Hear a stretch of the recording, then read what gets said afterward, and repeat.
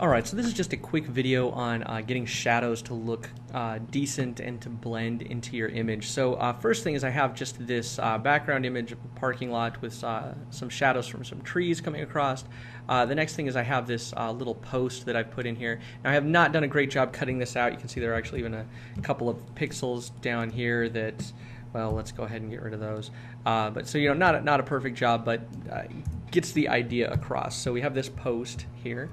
And we want to be able to create an effective shadow coming off of this post so that it will look like it is actually here part of the scene. So a couple of things that you need to consider before you start creating your shadows. First thing is the light angle, so the direction of the light that's incoming. In this case, it's hard to see any of the specific things that are casting the shadows, but here we can see that this tree, which probably has the base about right here on the ground, is casting a shadow to about right there, so it's somewhere in the ballpark of double the height here in this length. So we're looking at probably the light angle coming in down like that. The other thing is that the shadows are coming slightly forward, just a few degrees. So I'm going to do something for this one. I'm just going to create a new layer here and put it underneath. And let me get rid of some of this extra stuff that I don't need at the moment. And then I've got, this is just the blue channel, but we'll get to that in a second here. So this is where I'm going to actually put my shadow, so I can rename that shadow. Wow, or I can type correctly. There we go, so shadow there. And now you could do this with the transform tools, and I could do this one of two ways here. Let me very quickly do it the transform way. So here, let's get the transform tool here, and I know that this needs to be longer, so really in this case, oops, I forgot to duplicate it, so Command J will duplicate a layer, so let's put that underneath.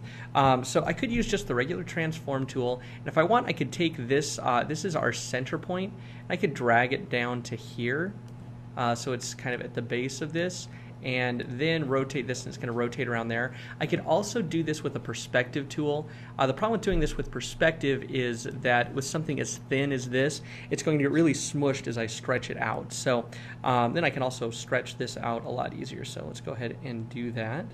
So just go something about like that.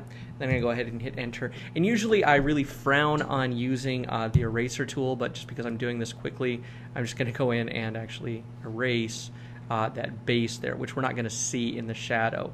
We're really just going to see the post itself. So there's our actual shape here. So if I hold Command and click on the layer, I can select it, and then Option and Delete will fill it with the foreground color, and then Command and Delete will fill it with the background color. In this case we want it black, so that's fine. Now one thing to note here is if I just deselect and go about my merry way here, I'm actually going to be left with some off-colored pixels. So I'm going to undo that, and since I had just filled this, what I'm going to do is invert my selection and then just delete everything else that's in there. Hopefully that makes sense. So Command Shift I will invert your selection, or you can go up to Select, modify, or excuse me, select and inverse. It's right up here towards the top. See, Command Shift I. So that inverted my selection, and then I'm just going to hit the delete key, and that's going to clear out any of those borderline pixels that were maybe 50% selected and then not selected by the other. So the next thing that I need to do is get this somewhere close to the right color. There's a number of ways of doing this. If you're dealing with something that's just as simple as a shadow, you can really just use hue and saturation and then turn on colorize. That way you can go down and select the actual hue that you want, probably somewhere around there. You're going to have to increase the lightness in order to actually see it. And I'm going to just kind of monkey around with this a little bit, decrease my saturation, and then turn this back down just a little bit. So something like this. But it is completely opaque, so remember I need to make this actually a little bit darker just because it's going to have the opacity turned down, which we'll do right now. So just back off the opacity until I get something in the ballpark of kind of the darkest areas of shadow here, which is probably going to be about there, so about 80%. So the next thing I'm going to do is fix the amount of blur. Any shadows that are farther away from their source are going to have more blur. So the farther away you get from the source of the shadow, the more blur you get. You kind of get that increasing effect. So what I'm going to do is create a gradient layer that will allow me to use the lens blur tool. So I'm going to unhide. I actually have a gradient here made already, and what I'm going to do is just grab my gradient tool, which is the G key, and in this case I want to go from white down here, so I'm going to start clicking at the end of the shadow and just drag down to the base of the shadow. In this case I'll drag a little bit past, just so I get a little easier, a little more even blend. So then I can just hide that alpha channel and go back into layers. So now I will use that alpha channel, alpha 1, to drive the blurriness on that shadow. And I do that by using the lens blur filter. So I need to select my shadow layer, and let's go to filter, blur, and lens blur. And I had already done this, so you can see I already have my source as alpha 1. Usually you'll come into none as your source, and it's just going to give you a straight blur like any other blur in Photoshop. But if you make that alpha 1, you can see that it goes from being fairly sharp here to pretty blurry down there. That's exactly what we want for this kind of a blur. Now, as I increase the radius, you'll see that it increases the effect of the shadow. In this case, I might want to go a little higher so that it kind of crosses over here at the middle point. I can click OK, and we can see that actually right now this is getting blown out a little bit. So what I'm going to do is also set its blend mode to multiply. And now I can freely just kind of position this to get it in a slightly better spot. And I'm going to use my arrow keys just to kind of nudge it up to kind of where I want it. So it's still a little bit too black, so I'm going to go back and do one more pass on my hue and saturation here. I'm going to turn on colorize again.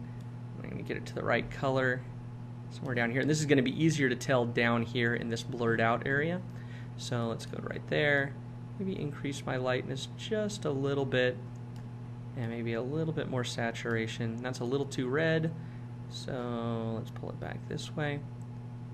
And there you go, a fairly well blended shadow. The last thing that you'll want to do is create what's called a shadow holdout matte. And what that does is that will actually mask a shadow so that when you move it over another shadow, it doesn't multiply the amount of the shadow, because that's not something that happens in the real world. So what I'm going to do is I'm going to use this blue channel that I got here. So I just went over to channels. Oops, let's hide that. Went over to channels, found the channel, or sorry, this is actually the green channel. I take it back. Channel that had the least amount of noise. In this case, it's the green. The blue is kind of noisy. The red is very noisy. The green has nice contrast and is also pretty even there. So there it is. I pulled levels a little bit, and just so that I could get a little bit stronger contrast.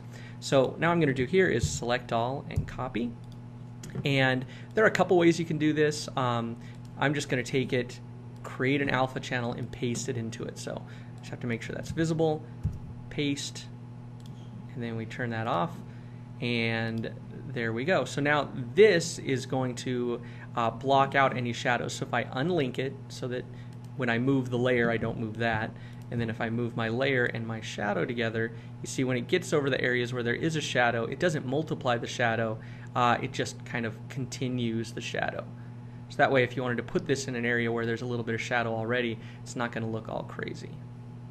Alright, so that's pretty much all the steps that you need to be able to make a fairly convincing and nice looking shadow inside of Photoshop. Hope that helps. If not, shoot me an email. Bye for now.